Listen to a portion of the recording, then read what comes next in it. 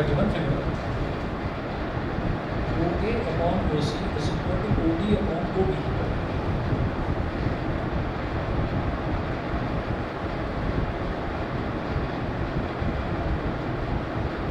Is equal to OD upon OB. Full stop. Prove that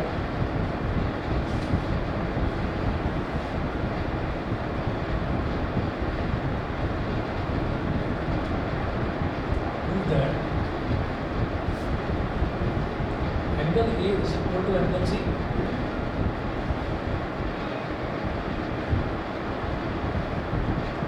Prove that angle A is equal to angle C and angle B is equal to angle D.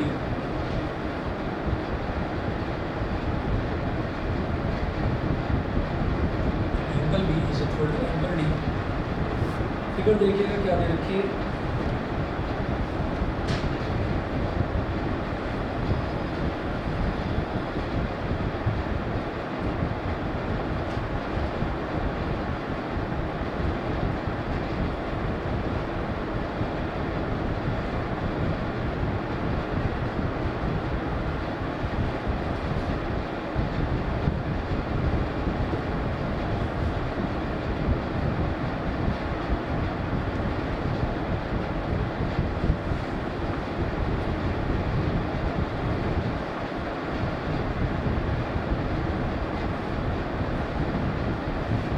कह रहे हैं अंदर तो दे रखा है OA upon OC, OA upon OC।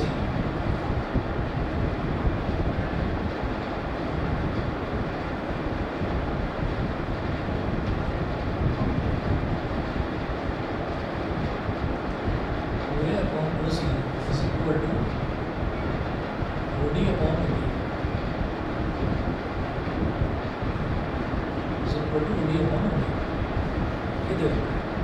तो आप ये देखिए कि मैं कौन से इसमें साइड्स कौन से यूज़ कर रहे हैं।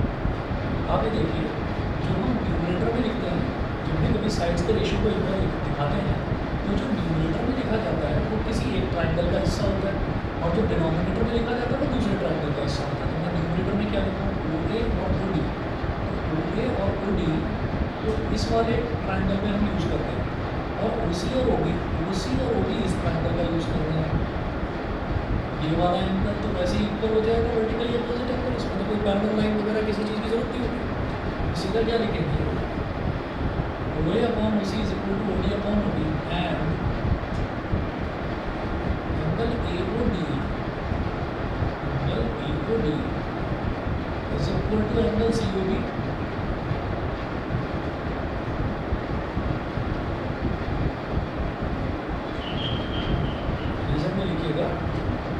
Vertically opposite angles.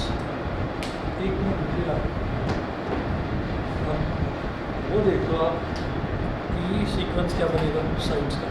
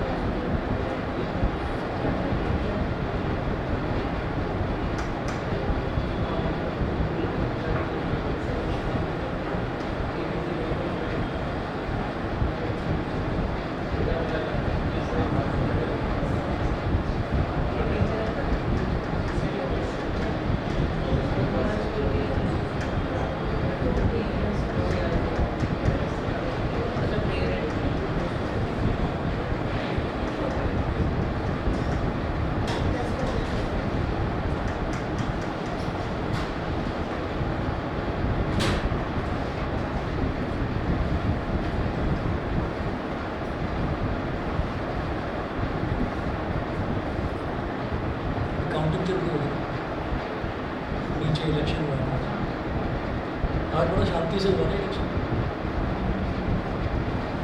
तुम सुबह आ गए थे? 26 को आ गए थे। तो हाँ, मतलब जैसे जब भी होता है तो पुलिस जरूर आती है और कुछ ना कुछ प्रॉब्लम जरूर होती है। इस बार प्रॉब्लम नहीं, बड़ा शांति से हो गया इसमें।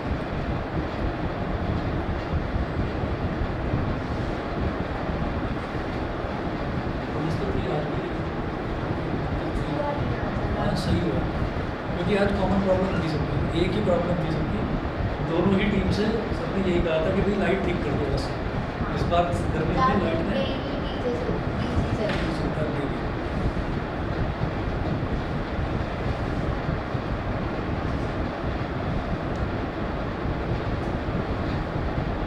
और एक बार कई बार ऐसे मैंने नोटिस करा है कि लाइट चली गई रात में, लेकिन गुड़गांव की लाइट चल रही है ना, तो वो देखते हैं तब लगता है कि नहीं हमारे यहाँ भी बर्बादी चाहिए।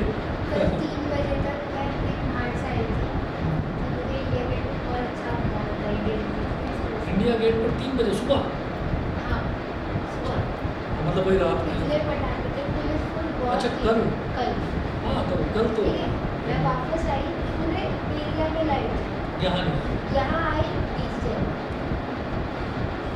कैसे कैसे हमारे सोसाइटी में बाकी सब ये मतलब मेंटेनेंस वाला जो काम है ना वो थोड़ा ढीला चल रहा है। मतलब जब इतना ज़्यादा वर्कलोड है, और मतलब वर्कलोड से मेरा मतलब जो लोड है इलेक्ट्रिसिटी का जो लोड है, तो अगर वायर कमज़ोर हो गए हैं या उतनी कैपेसिटी उठाने वाले नहीं लगा गया तो वह चेंज भी नहीं करते हैं। सर वो भी सिर्फ सर्दी में ही सकता है। गर्मी में अगर लाइट चली गई, बिजली नहीं है, तो कैसे काम? गर्मी में दिक्कत 3-4 घंटे बिना फैन के बैठना बहुत गर्मी में दिक्कत होगी। अच्छा मैं एक चीज़ बताता हूँ कि कल रात में इन दोनों ये जो दो पार्टीज, दो ही तो पार्टीज हैं इसमें, तो इनमें से एक पार्टी वाले आए मेरे पास, 2 या 3 लोग आए, तो कहने लगे आप अपने डॉक्टर सिंह को जानते हो? मैंने कहा हाँ। तो कहने लगे तो हेल्प चाहिए। मैंने कहा क्या? तो कहने लगे कि आप एक बार सभी फ्लैट्स में चलो हमारे साथ। आप जानते थे? तो मैंने कहा चलो ठीक है चलता हूँ वगैरह, इनका प्रमोशन करना ठीक है। तो सारे फ्लैटों में गए, तो फ्लैटों में जाके पैरों में दर्द हो गया। अब उनको क्या समझाऊँ कि खड़ा हुआ हूँ भाई, सुबह से खड़ा हुआ था और शाम को आए थे 9:30 बजे। तो जब गए तो जाके कहा, जैसे कहा ना सभी से कह रहे थे कि आप इनको वोट दे देना, मैं चुपचाप चल रहा हूँ। आप क्यों आए हो? तो मैंने कहा कि मेरे दोस्त हैं जानकार। तो कहने लगे अच्छा, तो समझ में आ गया कि भाई मतलब प्रमोशन के लिए ही आए हैं। खड़ा हुआ थोड़ा बुरा सा लगता है ऐसा कि वोट करना ना। अब मान लो किसी को पसंद नहीं है तो वो ये थोड़ी क्या है, तो वो अपने आप ही फिर ये कहेगा कि अच्छा चलो ठीक है, हाँ आप ही को देंगे, आप ही को देंगे, ये कहते झूठ बोल कर बाय बाय कर देंगे। तो एक तो ये होता है कि हाँ ठीक है झूठ बोल दिया, एक अंकल ने तो मज़ा कर दिया, मज़ा आ गया। मैंने कहा हाँ क्या बात है? चिढ़ गए, क्या बात है? उधर बोला। मैंने कहा अंकल नमस्ते। तो वो पहचान गया, हाँ बेटा क्या हुआ? तो ये कौन लोग है? मैंने कहा इलेक्शन है। अच्छा तो वोट मांगने आए हो है ना? तो वो बोले वोट मांगने आए कि हाँ वोट मांगने आए हैं। तो कह रहा क्यों दूँगा तुम्हें वोट, क्यों दूँ, है ना? क्या कर लोगे तुम, है ना? और जब पहले आए तो उन्होंने भी क्या कर लिया, तुम भी क्या कर लोगे? सब झूठे बातें करते कुछ नहीं है।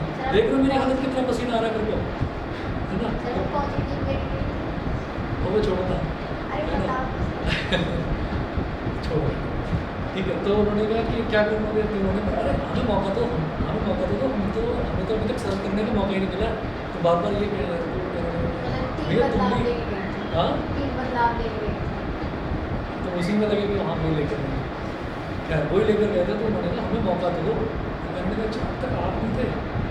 तो नहीं हम नहीं थे, एक बार भी नहीं थे। तो पहली बार इस बार उसमें है। हाँ कुछ मेंबर्स हैं जो पहले भी खड़े हुए थे लेकिन वो जीते नहीं थे, एक बार तो जिताओ। तब उन्होंने थोड़ा शांति से सुना, क्योंकि नाराज़ है थोड़ा सा, लोग नाराज़ हैं फैसिलिटी से। चलिए क्या देखते हैं।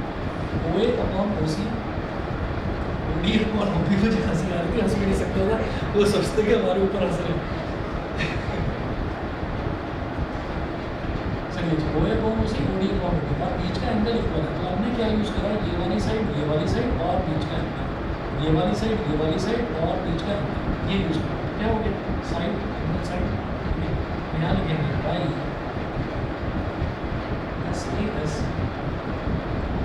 सिमिलैरिटी क्राइटेरिया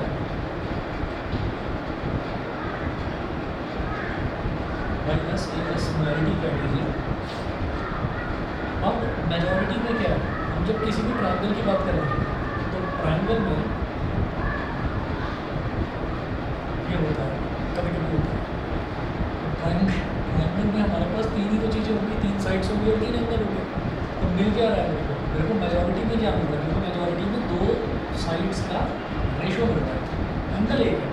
तो मेजॉरिटी में तो साइड आ गई ना, साइड को लेकर चलते हैं। हम ये कहेंगे अब इस काम को रफ में करना है, ए और ओ डी, ये कौन सा ट्रायंगल है, ये ऊपर वाला किधर साइड वाला ट्रायंगल है, तो इसका ये लेकर चलेंगे जो न्यूमरेटर ओ ए और ओ डी दोनों में कॉमन अल्फाबेट कौन सा है, ओ को बीच में ले आओ, ये हो जाएगा ए ओ और ये ओ डी। अब दोनों को ओवरलैप करा दिया, ये हो गया ए ओ डी, ए ओ डी। हमने कहा triangle A O D similar to, same काम मेरे को यहाँ पर करना है, क्या बोल रहा है ओ सी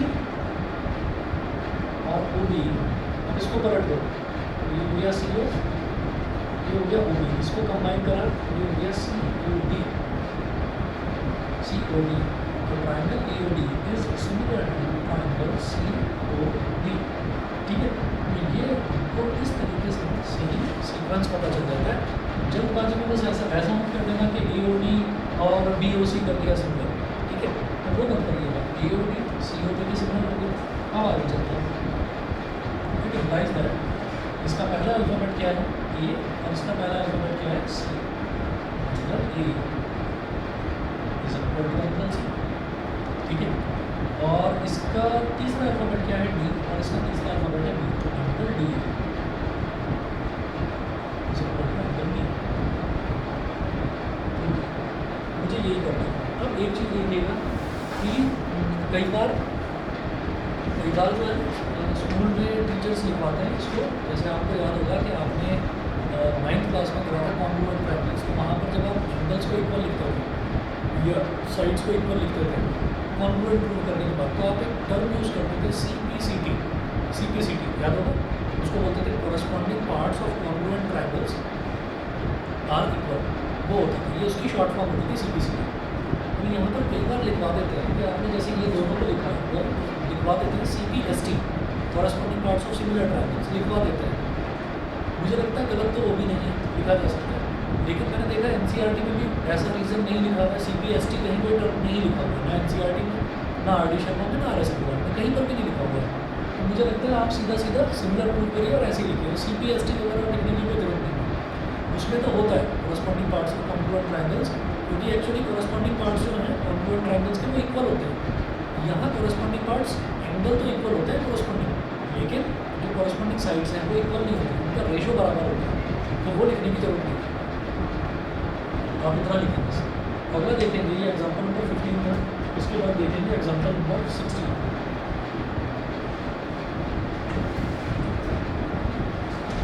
इतना given figure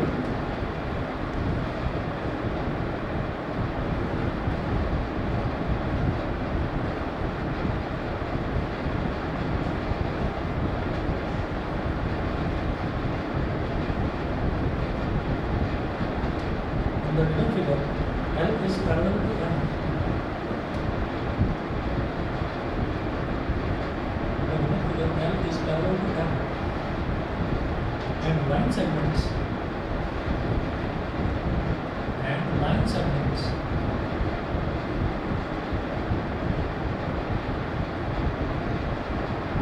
L is parallel to M and line segments AB, CD and EF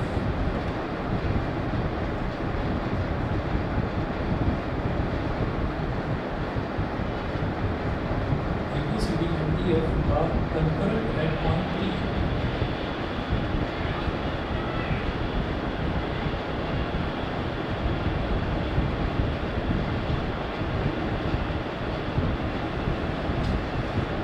Concurrent at point P.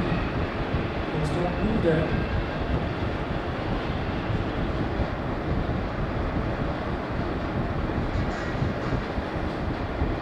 that AE upon BF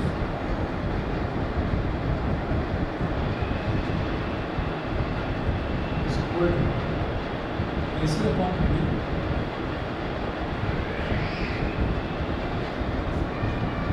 is equal to CE upon FD.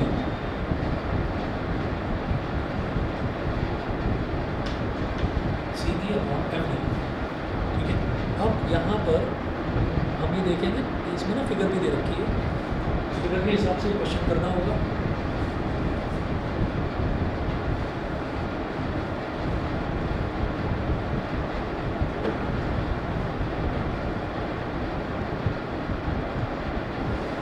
पहले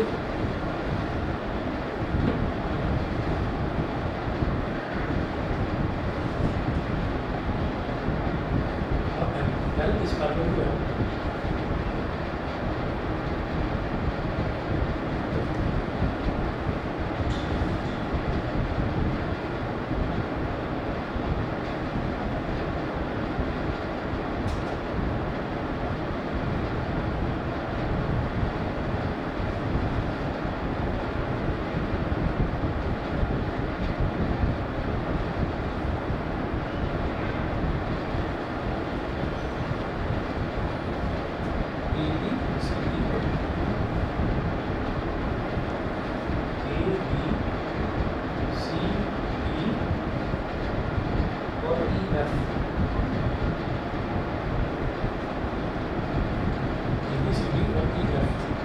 पॉइंट है बी, इंटरसेक्शन पॉइंट है बीच में B.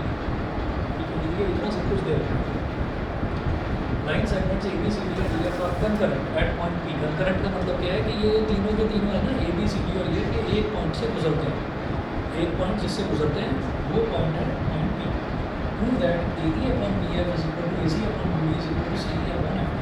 तो जरा check कर लो कि AE AC और CE ये कौन से ट्रायंगल में लाई कर रहा है, दिखाई दे रहा है। अल्फाबेट कौन से हैं, ACE हो गया। तो ट्रायंगल मेरे को कौन सा यूज़ करना होगा, ट्रायंगल लेना होगा ACE। अरे भाई ACE को ट्रायंगल ही पता है, अब कैसे करें? ठीक है, तो कुछ और देखना पड़ेगा।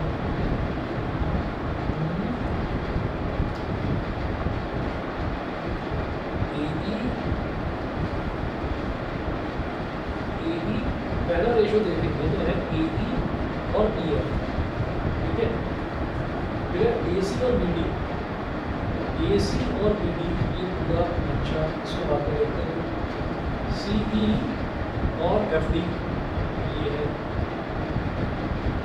क्या करें, पहले इसको और इसको आगे इन दोनों को सिंगल प्रूव करो। मैं कहूँगा in triangle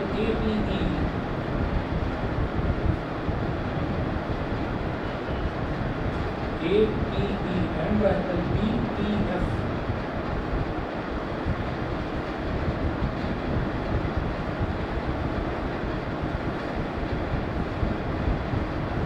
and triangle APE and triangle BPF ये हो गया।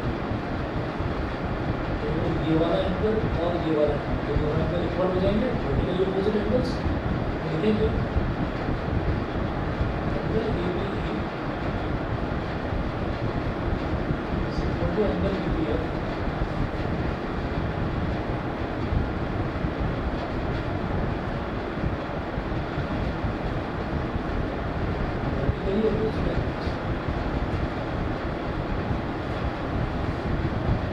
ऐसे ही ये कहेंगे कि ये वाला एंगल इस वाले एंगल के इक्वल हो जाएगा। आप समझिए इनका रीज़न क्या है, रीज़न ये दे रखा है कि ये वाली साइड है और ये वाली साइड पैरेलल है, तो ये वाला एंगल ये ट्रांसवर्सल के इस तरफ वाला और ये ट्रांसवर्सल के इस तरफ, तो ऑल्टरनेटिव टीरियर एंगल्स हो गए, ऑल्टरनेटिव टीरियर हो गए। ठीक है, तो लिखेंगे angle PAE is equal to angle PBF।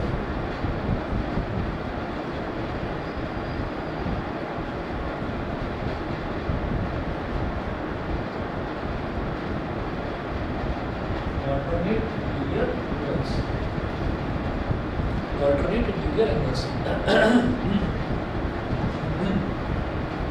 दो एंगल से बहुत होते हैं सिमिलैरिटी के लिए, हम लिखेंगे बाई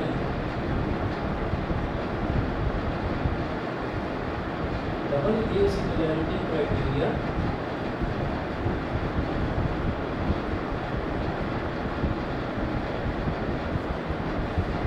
एंगल का पी, यहाँ लिखेंगे पी, इसका पी, यहाँ लिखेंगे ए। फिर देखिए सिर्फ इसमें जब एंगल्स इक्वल होते हैं तो सीक्वेंस कैसे लिखना पड़ता है, इसका एंगल कौन सा पी, इसका एंगल कौन सा पी, तो पी पी ये लिखिए।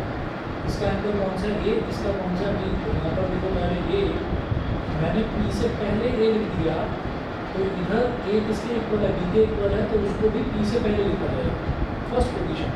अगर इस वाले को मैं सेकंड पोजीशन पर लिखता तो भी इसे सेकंड पोजीशन पर लिखना होगा। मैंने लिख दिया है पी पी, तो A P B P.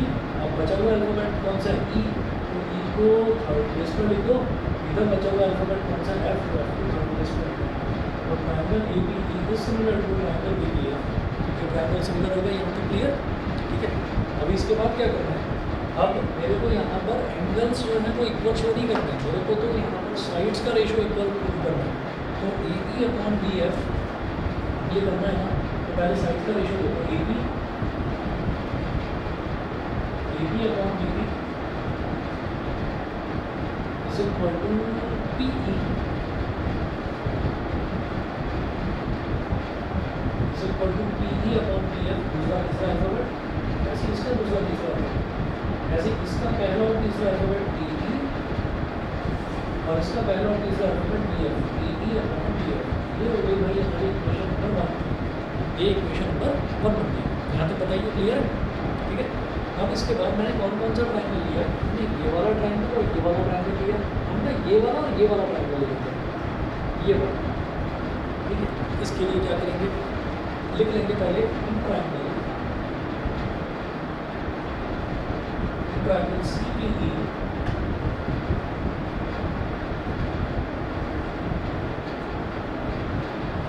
triangle CPE and triangle DPF.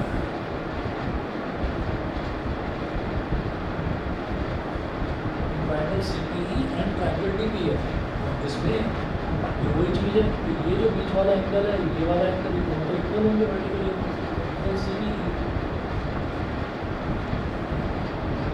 triangle CPE is equal to angle DPF.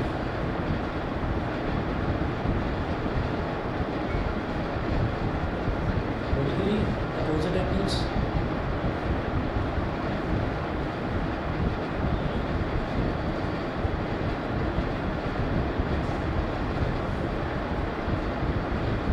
हो गया, CPE is equal to DPF। और इसी तरह से ये वाला एंगल और ये वाला एंगल इक्वल हो गया है, तो लिखेंगे angle PCE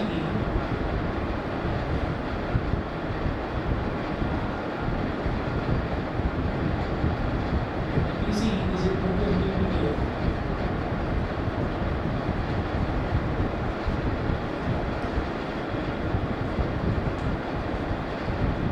Alternate interior angles। यहाँ पर भी फिर वही सिमिलरिटी क्राइटेरिया बाई डबल है, सिमिलरिटी क्राइटेरिया।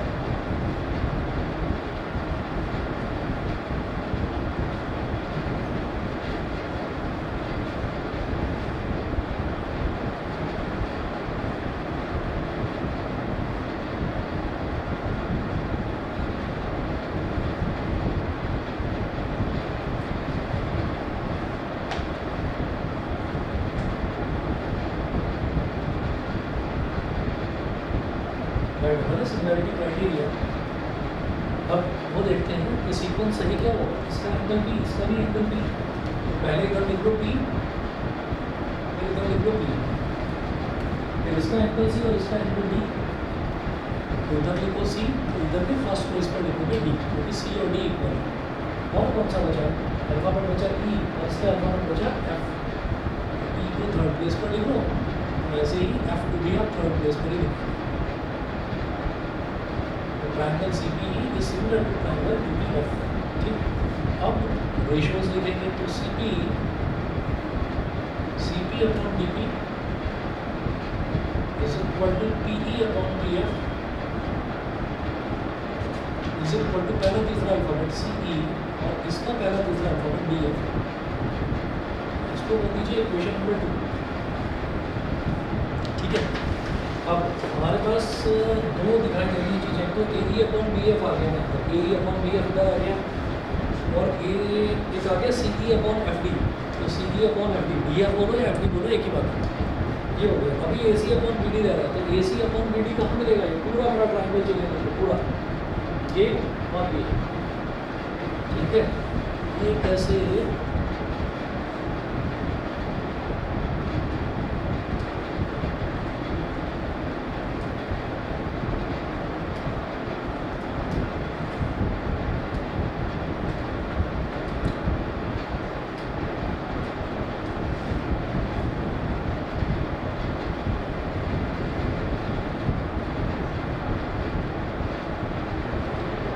या तो बड़े ट्राइंगल को दो, बड़े ट्राइंगल को आप सिमिलर टू करिए, या वैसे एक और तरीका भी है, इक्वेशन 1 और 2 को ऐड कर दें, ये हो जाएगा।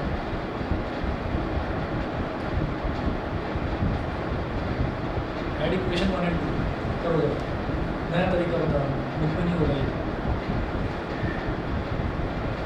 ऐड इक्वेशन 1 एंड 2 ऐसा क्यों आ रहा है? देखिए A B upon B F मेरे को मिल रहा है यहाँ पर। देखिए अगर मैं सिमिलर प्रूव करता हूँ तो मुझे क्या मिलेगा? यहाँ देखिए क्या मिल रहा था फर्स्ट में, A B upon B B is equal to P B upon B F is equal to A B upon B F, ये मिल रहा है, ठीक है।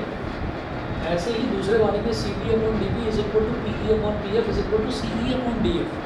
तो P E upon P F इधर भी आ रहा है, P E upon P F इधर भी आ रहा है, और P E upon B F C E upon D F के इक्वल है, और A E upon B F के इक्वल है। तो ए ई अपॉन बी एफ और सी ई अपॉन डी एफ ही तो है, एफ डी मतलब डी एफ, ये तो इक्वल आ गया। इसको कैसे करें? तो इसको करने के लिए मैं क्या कर सकता हूँ? एक तो या तो ये कि पूरा ए बी सी और डी ई बी इस ट्राइंगल को सिमिलर टू कर दोगे, ठीक है। या दूसरा तरीका शॉर्टकट है, देखिएगा इक्वेशन 1 और 2 को दोनों को ऐड कर दीजिए। तो जब ऐड करेंगे ना, तो अब इसमें तीन साइड्स बन रही हैं, तो तीनों साइड्स करस्पॉन्डिंगली ऐड हो जाएंगी, रिस्पेक्टिवली ऐड हो जाएंगी एक दूसरे में। तो क्या होगा? A B upon B B ऐसे होगा कि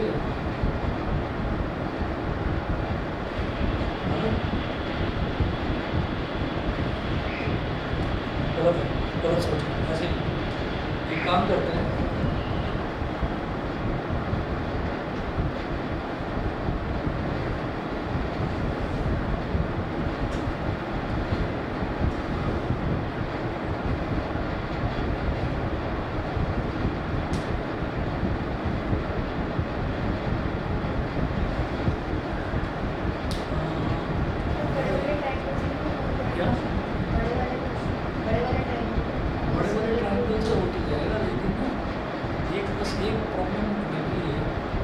AC और BD मिल जाएगा।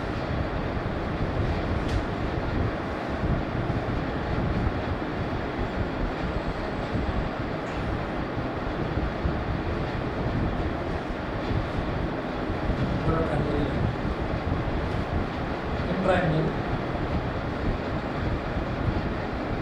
APC and triangle DPB,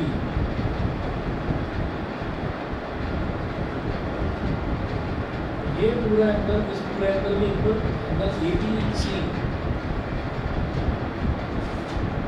is equal to angle DPB।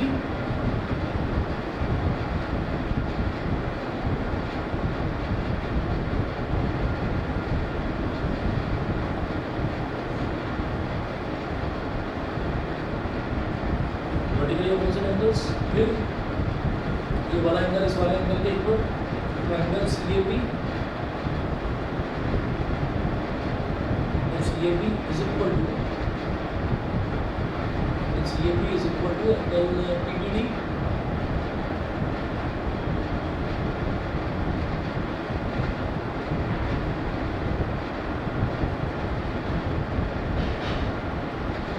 alternate interior angles by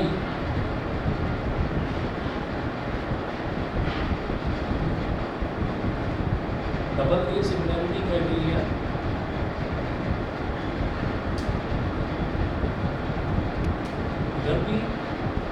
इधर भी इसका एंगल ए और इसका एंगल बी, तो इसका एंगल ए पहले लिख लो, इसका बी पहले लिख लो।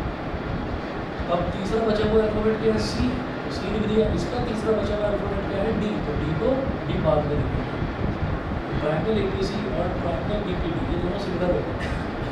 सही है जी। हम क्या करेंगे, पहला दूसरा alphabet A B upon B P, इसका दूसरा तीसरा alphabet P C upon P D, और इसका पहला और तीसरा alphabet A C upon P D. ये इक्वेशन नंबर 3 होगी। ठीक है, अब आप ये देखिए कि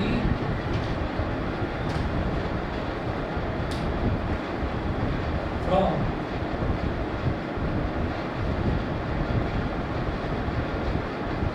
इक्वेशन 1, 2 और 3 इसमें मैं क्या देख रहा हूँ कि A P upon B P जो है और P E upon P F और A E upon P F ये दोनों इक्वल है। इधर P E upon P F जो है वो C E upon D F के इक्वल है। तो एक तो ये C E upon D F और A E upon D F equal हो गया। ठीक है, दूसरा ये जो A E upon B F है यही तो A P upon P B के इक्वल है, और A P upon P B जो है वो A C upon P D के इक्वल है। ठीक है, तो आपको बस सीधा सीधा ये लिखना है फ्रॉम इक्वेशन 1, 2 और 3 इन तीनों इश्यूज़ को पूरा आपके दिमाग में नहीं उतरेगा एग्जाम में। आपने ये तीनों चीज़ें करके दिखा दी और आपको खुद को समझ में आ गया। अब बहुत ज़्यादा कुछ एलेबोरेट करने की जरूरत नहीं है। आपको दिख रहा है कि P E upon P F, P E upon P F, C E upon D F और A E upon D F के इक्वल है। तो C E upon D F और A E upon D F तो हो ही जाएगी, और A E upon D F A E upon D F A P upon B P के इक्वल है, और A P upon B P A C upon B D के equal है। तो आपने सीधा सीधा लिख दिया फ्रॉम इक्वेशन 1, 2 और 3 A P upon B F is equal to AC upon BD is equal to CE upon FD। ये प्रूव हो गया। तो ये क्लियर? ठीक है, बस तो इतना करिए, बाकी कल शाम को वही अपना 8 बजे